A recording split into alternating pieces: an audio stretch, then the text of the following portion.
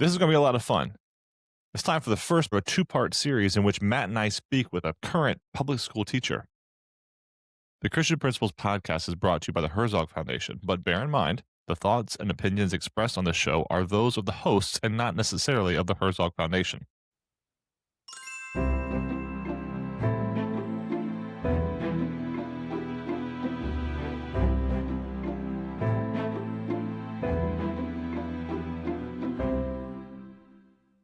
Welcome to the Christian Principles Podcast. I'm Matt George. And I'm Mark Zockoll. Tonight, an interesting night, a fun night, exciting night. We've been playing on this for a while. Actually, we set the groundwork for this a long time ago, in so much that I was communicating with our guest and asked her to come on the pod months ago. And then we got busy. She's busy. Matt's busy. Life gets to us.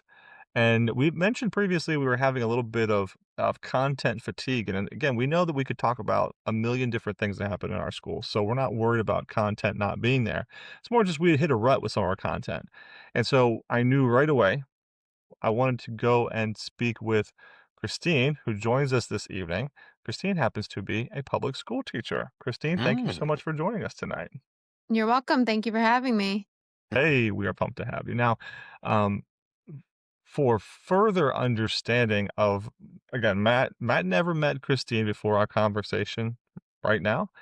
It would be like a professional relationship with Christine, in so much that my children and her have interactions when she is serving in the community somewhere.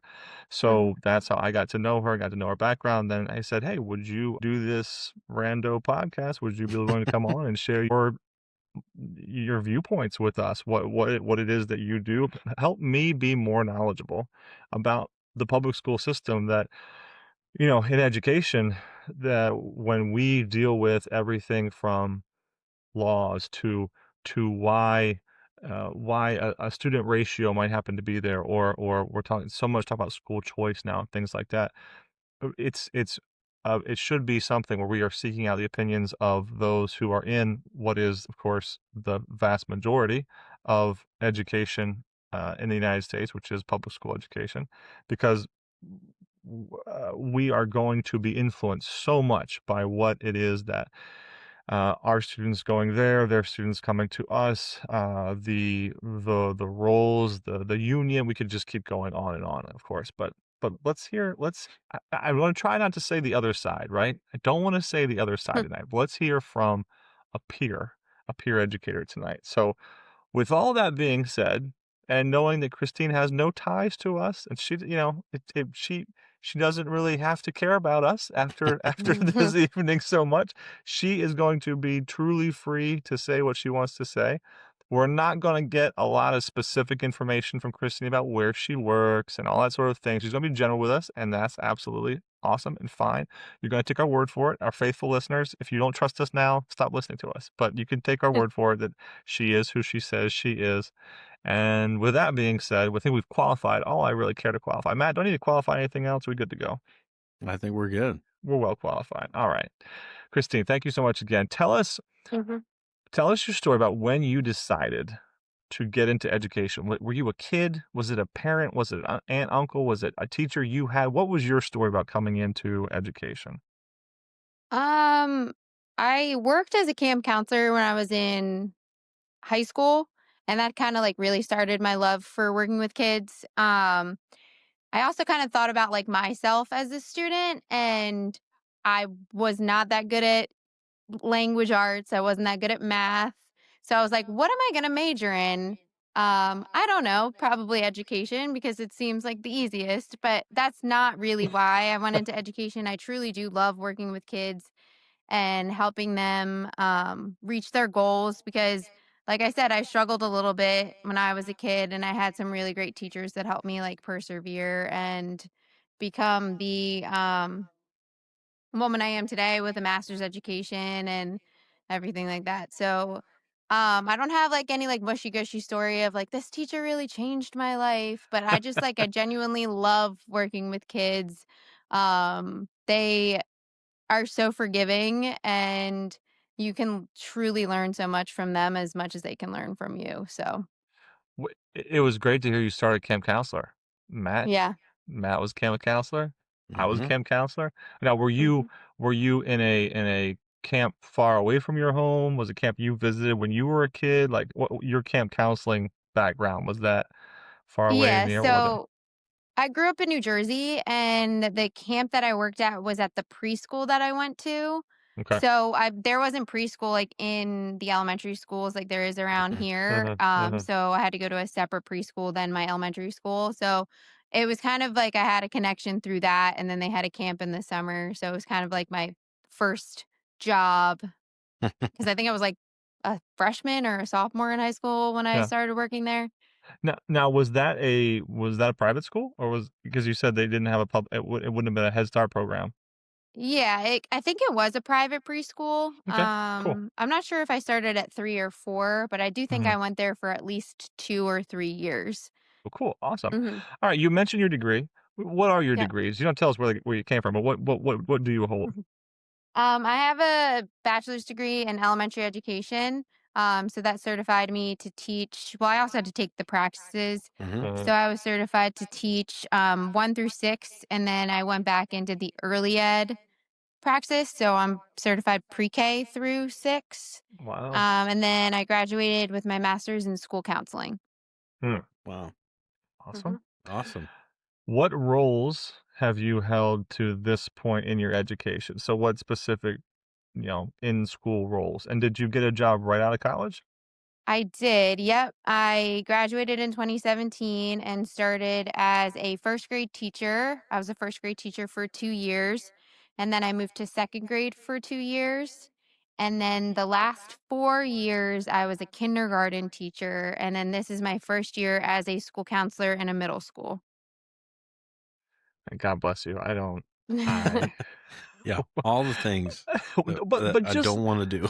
yeah, yeah, Yeah. middle school, okay, I'll make it happen. Upper school, of course, like, the secondary, that's where I cut my teeth, but, man, when there are elementary issues, I just or when Yeah. there were those primary issues, I was like, "Listen, I can Mhm. have them, like, not like I'll give them candy, or, not that I wouldn't have a conversation Oh, with them, they get sent down to the I office or used something, but I candy a just lot as a teacher, I did. Skittles. Skittles were the best.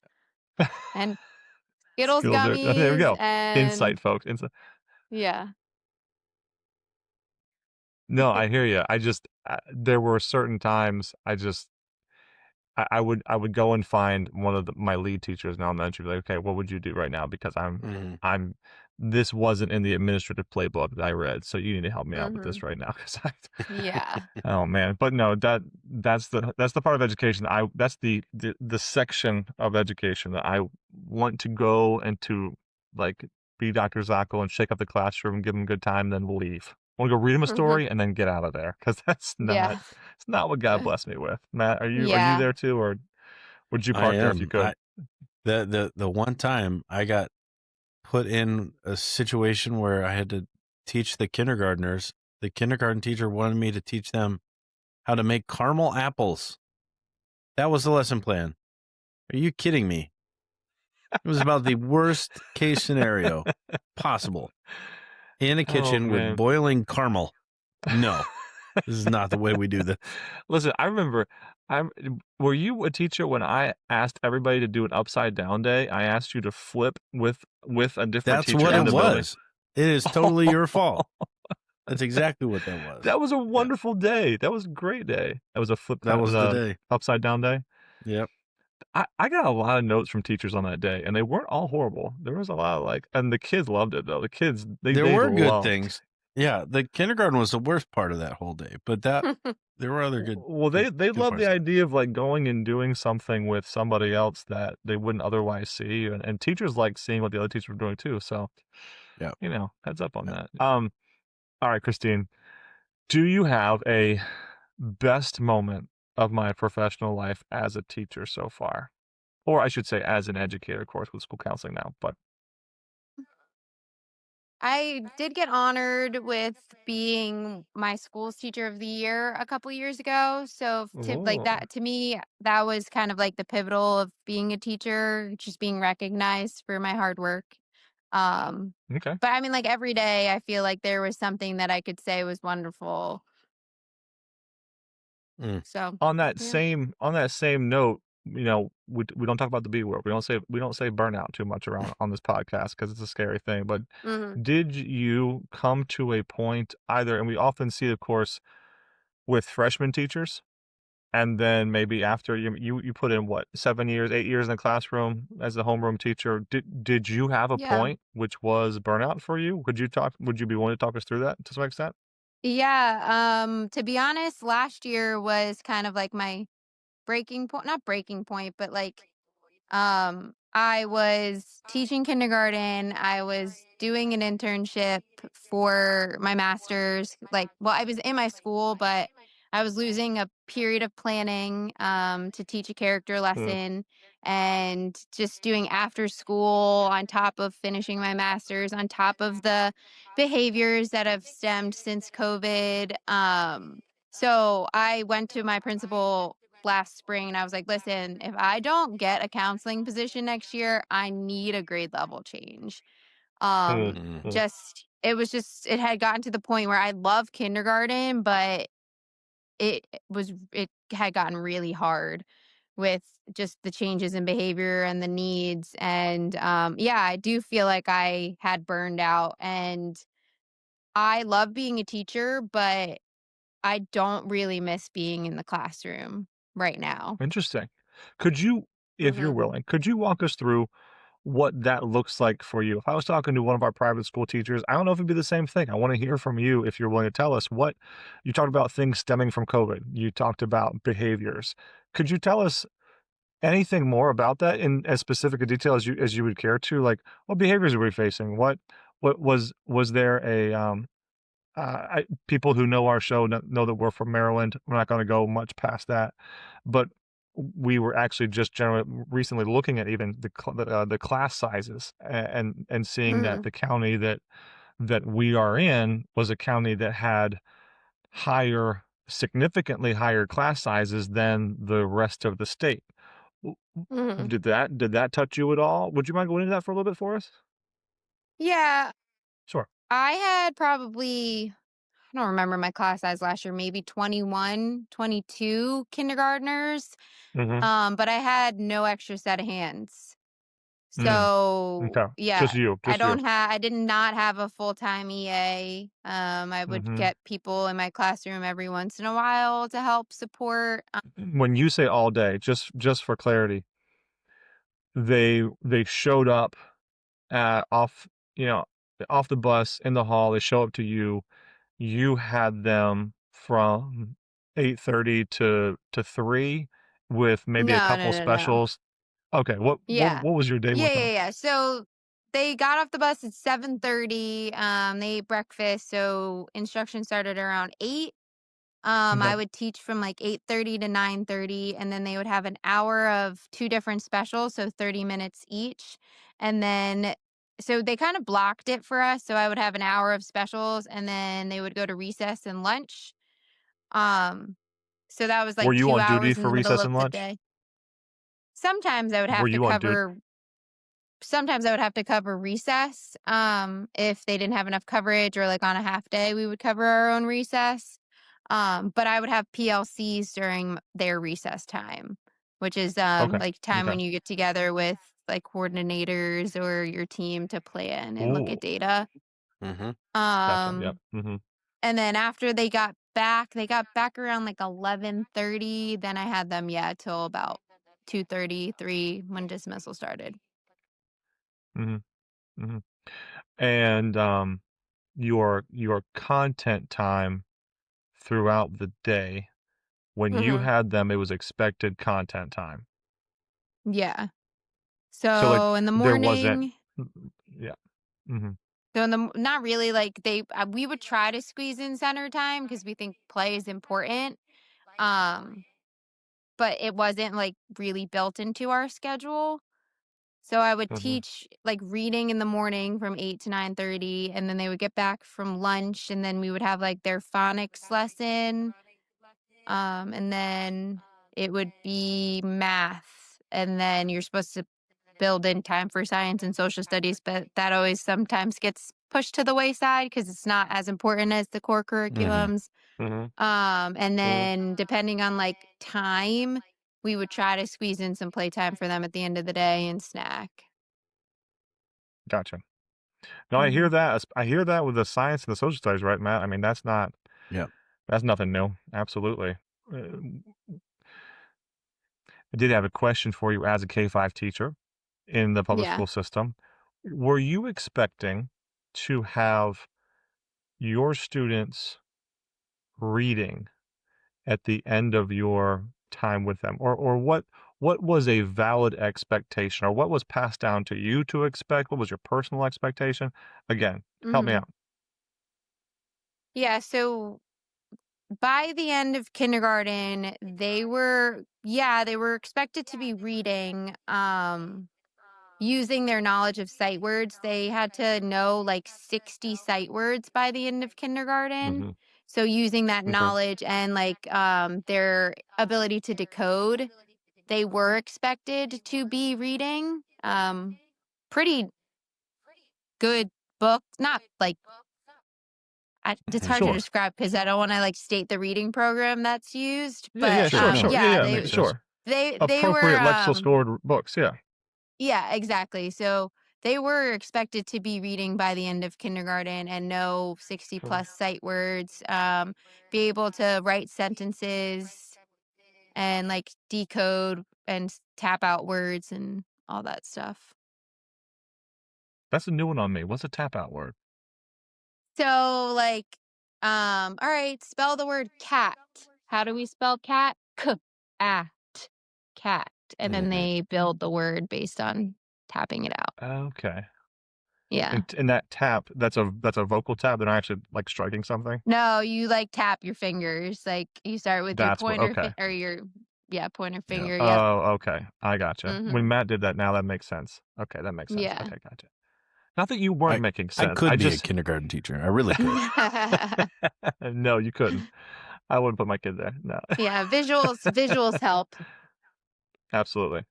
Did you feel like that was an appropriate ask of you? Did you feel like you were drowning with 21 students? Did you feel like you were like, I mean, if you were the top teacher at one point, was that your kindergarten time or first and second grade time when you were Yeah, honored no, with that honor? it was my second year teaching kindergarten. Cool. So did you feel like that was an appropriate ask for you and what you could do and what those students could do? Was it inappropriate ask? How'd you feel about that? Um, it was a lot, I think, for them. It depends on because we had some kids that went to pre-K and had Mhm. that like kind of background knowledge, and then we had some kids that came in with absolutely no background, like Mm, didn't mm, even know the letters of the alphabet. So there were different ranges of abilities, and absolutely. kind of like the tier 1 instruction for some of those kids was a little too much when they needed a lot lower than what the tier Mm, 1 was. Um, so it definitely was a lot, but I do see the benefit of it. But thinking back to what I did in kindergarten, I went to a half day of kindergarten. mhm. It's just they expect a lot of these 5-year-olds now. Mhm. That's a common refrain. I think of actually Matt's kindergarten teacher, not the one who taught him kindergarten. Lord bless her soul, Hmm. wherever she is right now, but the one that she's talked about and the kindergarten teacher previous to her there at the school. Talked about the half day, talking about a nap in the second half of the day, and Hmm. and we've seen that. Even we've talked before about when did K-5 become the expected start of school. Yeah. Yeah. And even as you're pointing out, Christine, like the thought of, "Ooh," at some point, is it fair to either one of the students when they start earlier to have them all start together? When some have gone to pre-K, some haven't, and they're sponges. I mean, you'd say the same, I'm sure. They're sponges at that age. Like Hmm. they have the ability to catch up, largely speaking. Now, let me Yeah. ask you this too. In kindergarten, they're not walking into your classroom with IEPs and 504s. Oh yeah, they So, are. Yeah, they oh, are. I take it I was back. gonna ask that because I was running into that a little bit as some IEPs for kindergartners. Chrissy, could you walk Yeah, us through? Obviously, IEP I was wrong about that. Could you walk us through that they then? Yeah, they definitely come in with IEPs. 504s not so much. Hmm. But definitely IEPs. I'm Based not off a of what though? Because if I'm thinking, because when I say that, I'm thinking of a K. You had mentioned some had not gone to pre-K before, so mhm, I'm thinking when they show up in September or late August, when they show up mhm. and they're starting with you, you're saying they actually enter prior to that. Some of them enter prior to that, their first day of formal education, or you're saying within that first half a year, they're already um, being provided with those. Just help me understand. Well, for the ones that do go to pre-K, Mhm. they would get it in pre-K, but some Did like you not know mentioned, that. some like you mentioned like a jumpstart program, they can get Hmm. an IEP through that as well. Interesting. What was, if I may, just roundabout percentages. We talking about 30, 40%, 25% of your classroom that would have a noted need and a Well, plan? yeah, I actually was the inclusion teacher for like Mhm. 2 years. I want to say on average, we had to start actually splitting the kids between two classes because the needs were so high. Hmm. Mhm. Um, on average, in a grade level, there's five to six IEPs. Um, but I've talked to a girlfriend who still works at the school that I used to teach at, and she's saying that the pre-K now has like 10, 12 IEPs, and like the kindergartners now might have like 10. There's 10 Mm. IEPs. And And I if don't you're know what's changing because that's a conversation I've had with a lot of people. Like, what is changing from when we were younger? Yeah. Like, Mhm. there was maybe two in an entire school, and now it's several in a grade level. Is it what we're eating? Is it what's Yeah. happening when the parents are pregnant? But it's definitely appearing younger and younger. Mhm. No, those long discussions about that, absolutely. No, I I am professionally better for knowing you because I did not realize that they were coming in Hmm. or they were provided those in a Head Start program. I didn't realize Yeah. that. So there we go. Hmm.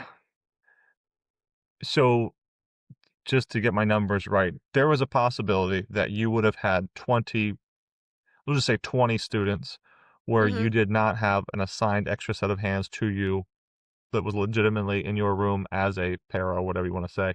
Hmm. And you could and you did have 5, 6, 7 of those students who were student with needs.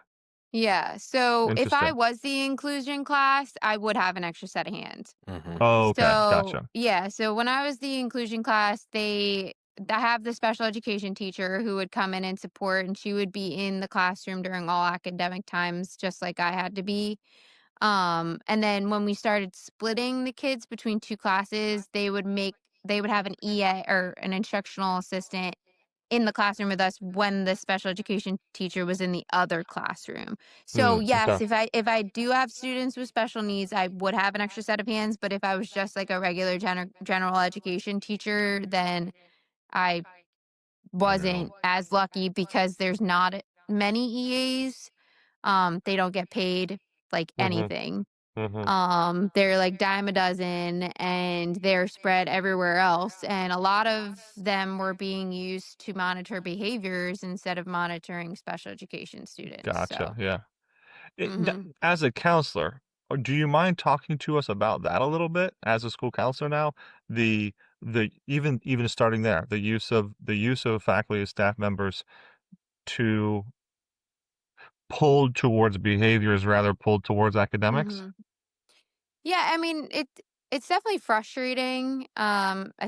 I mean, being in a counselor position, seeing the help that these teachers need, the lack of help that they're getting, and just with the vast amount of needs, because so these like middle schoolers were severely affected by COVID. They were in like pivotal years when it hit. So so many of them are significantly below grade level, and are struggling to, and these teachers have to just teach them at their grade level when they're Yeah. not even really able to like do the work because they have to teach tier 1. So they need like extra set of hands are needed for those students who are behind that need that extra support, but there's just not the means for it. It definitely happened a lot more in the younger grades where the EAs would get pulled for behaviors. But like I am the 504 case manager now, Mm, so I'm trying to help support the teachers where, and a lot of the 504s are support for like ADHD or ODD, which Mhm. do have behavior issues. So I feel mhm, like I'm kind of getting pulled as a counselor to help support these like 1, 2, 3 students when there's 500 students in the school just because mhm. they don't have the support that they need. Matt, you can stop me whatever you want. I know I'm driving this with the questions or whatnot, but in your current role as a counselor, what are some common behaviors you're seeing? What are teachers asking you for help with? What are the plans demanding that you help with? Refusal, avoidance, eloping, aggression, physical and verbal. Hmm. Um, yeah, a lot of those. Um, when you say physical, verbal, and you are still in an elementary setting, Mhm. are you seeing that in K-5 students? Are you seeing that in the 5th graders that you're I guess with 4th graders you're working with? Or is there it's a smattering, it's all over the board? I Yeah, I mean, the younger ones definitely are struggling a lot with, um, like, being told no Mhm, and understanding that concept, and understanding the fact that they can't do whatever they want because mm. they come to school and they have structure and they're expected to do this work when then they go home and they basically can do whatever they want and get away with whatever they want. So I Now think, part if I yeah. may, just if you are you are the master's trained, currently employed professional. Uh-huh. Can you give me Christine's world viewpoint concerning that right there? You talked earlier about, we wonder if it's a change in food, you wonder if a change in, whatnot that's bringing students to these greater Age. IEPs and plans, whereas what it used to be, without being the old lady on a porch, "Get off my lawn." Like, do you Mhm. do you have a greater worldview thought as to why you think that students aren't receiving the no as well as you did or Um, your Parenting. sh They parents aren't saying no, they're giving their kids whatever they want. Their kid is always right. And then they're sticking a device in front of them and Mm. not really interacting, or they throw a fit, they stick a device in front of them. They're not like reprimanding them. It's like, oh, you want this? Okay, here it is. Well, I'll ask, what is the expected parental Sure. interaction or when you're experiencing those issues at school, uh how far is it we just have to deal with this here as we can deal with it, or are we still getting parents involved in the solutions? I mean, it depends on the parent, really. Some parents are willing to come in and willing to support at home. Some parents don't care. Mhm. They they're like, "Oh, well, they don't do that at home." So, Yeah. it just really depends on the parent and the family and like the area you're at, I guess. Here's another question for you. As a homeroom teacher, do you think you had better relationships with the parents than you do as the school counselor? Yeah, I think so because like those were my kids. I only had 20 kids, so I would be Mhm, like constantly communicating with the parents when they were misbehaving or not doing their work or mhm.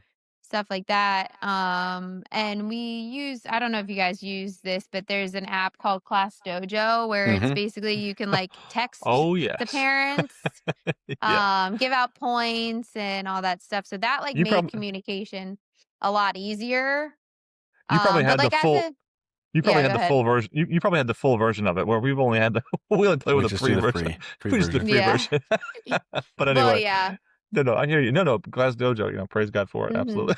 Those developers, they're making some Yeah. coin, that's for sure, they're making some coin. Uh, But as a no counselor, I still communicate with parents, but just like I guess on a different aspect. Like when a student's emotional or they get into a conflict or like they're having mental health issues, then I'll like contact the parents. Mhm, And like I said, I'm the 504 case manager, so I have to Mhm. contact families and have parent meetings for like reviewing their 504s and that stuff. Now, I had a very brief stint in public education where was involved in I want to say it was less than 10 IEP meetings, maybe 7. 7 Mhm. IEP meetings, and never one time did we have parents show up Hmm. to those IEP meetings. Is is that a challenge whenever you have to organize those 504s or you've seen an IEPs of just getting the parents to get on board with that kind of stuff? Yeah, sometimes a lot of not getting them on board because they want that support for their kid. But it is sometimes a struggle getting them into the school for the Sure. meeting. I had to have a 504 where I called the mom because she just couldn't get in to school, but she participated over phone. Okay. Um, but I actually haven't had that hard of a time getting families in for 504s. I just try to contact them with enough time mhm, to plan, but it's also hard because you have to work around the teacher's schedule, Right. so you mm, have to fit it into their planning time and hope that that works for the families. ooh, Um, so that playing so time gets chewed up even more. Mhm. yeah, Yeah, exactly. absolutely. Never-ending cycle. Well, give us a percentage, if you wouldn't mind. Would you say that you expect 50% of the parents could care less about what you have to say? Would you expect that's a smaller, a larger? From in your current professional opinion, what percentage of the students and the homes you deal with, Mhm. what percentage do you think, I don't want to say care, but care enough to communicate with you and participate in that Mhm. process? I, I don't know, maybe like Okay. 65%. Okay. Yeah. Yeah, a little bit more than 50, but not Not much. super high. Yeah. Not in Christine's perfect world, it would be 100%. Yeah, Right. also yes, but I don't know if I'd enjoy having like helicopter parents, if that Right. makes sense. Like I want Oh, the yeah. Yep. parents involved, but I don't want it to be constantly like, what did you do to my kid? Why don't they have an A? Mhm. Why did you say this to them? Like making it always be my fault kind of thing, if that makes sense. Did you feel that pressure as a teacher did you have parents confronting you about A's? "Why did my kid get an A?" No, no, because I mean, the first and second grade, I did give out letter grades, but Oh, for that's kindergarten, true, it was yeah, there like we go. standard There we space. go. So it There we was go. like this person, they can read their Mhm. sight words. They're doing it. They're not doing it. They're almost there, There we go. kind of thing. So My yeah, bad. Bad question, my yeah. bad, my bad, my bad on that. Um, by the way, it's 35 minutes in. I'm sorry for going way over. We're happy to cut off here and say goodnight and thank you for the time, and make something out of this. If you're willing to go a little bit further, Matt, are you willing to go a little bit further? Mhm. Christine, are you willing to go a little bit further? If not, it's totally fine. Yeah, a little bit. Uh, I do have to go to that place where I wash your kids though in the morning. So No, that's good. Um, uh, there's plenty of content here for us. sure, yeah. I have 2 full weeks off for winter break, so Oh, oh man. You know what? It must be nice too. I imagine those are actually breaks now, as opposed to lesson planning breaks. Yes. Yeah, today actually right before I was telling my hairstylist today that I feel like I have all this free time because I don't have planning, I don't have Don't have to do grading, planning. I don't have master's class and stuff to do. So I'm Man. forcing my husband to do all of these like house projects.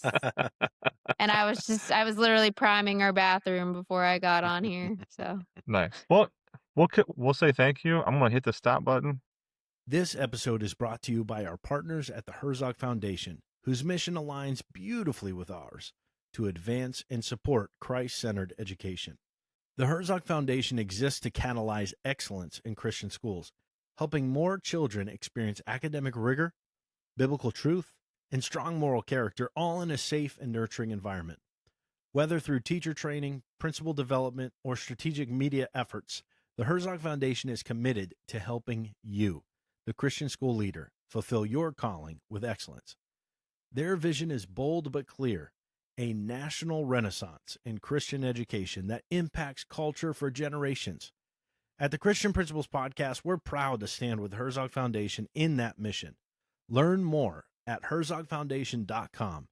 Together, we're building schools and futures on the rock of Christ. And as always, tell them that the fellas here at the Christian Principles Podcast sent you their way. Hey everyone, just a quick pause to talk about GradeLink's fantastic parent app. It keeps families in the loop effortlessly. Parents can check grades, announcements, and their balance from the app. Plus, it uses Face ID, so you don't have to even enter your username and password. If you want to make life a little easier for your school families, head over to cpp.gradelink.com and see how the parent app can help. You know what? That was a blast. Make sure you listen to the next episode, which will be part 2 of this same conversation. In the meantime, let's hear about Dewey Whitfield, who is the Christian administrator being spotlighted for this episode. Dewey Whitfield is the administrator of Valley Baptist Christian School in Edinburgh, Virginia, and it's time for me to pray for you. Father in heaven, I thank you for Dewey. I thank you for the opportunity he has to interact with the students, with the family, with the teacher, faculty, staff, with the church members, and all else there at Valley Baptist Christian School. I do pray that even as he returns from break, that he would have an awesome time in the upcoming year with those students. In your name, we love you. Amen. Folks, thanks for joining us here on the Christian Principles Podcast, and thanks for growing with us today.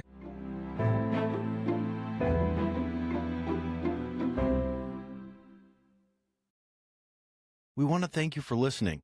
We're honored that you spend this time with us each week. Our heart is to bring you practical conversations and resources that really serve you as a Christian school leader. One of the best ways you can help us spread the word is by leaving us a review and sharing the podcast with other Christian school principals you're connected with. You can also follow us on Facebook and Instagram. Join the conversation and share any posts that resonate with you. Every share makes a difference in helping more leaders find encouragement and practical tools. And remember, the podcast is just one way we help. We also love serving schools through speaking and workshops. Our keynotes and sessions are designed to give you actionable strategies you can take back to your team and implement right away. If you'd like more details, just send us an email at info@christianprinciplespodcast.com.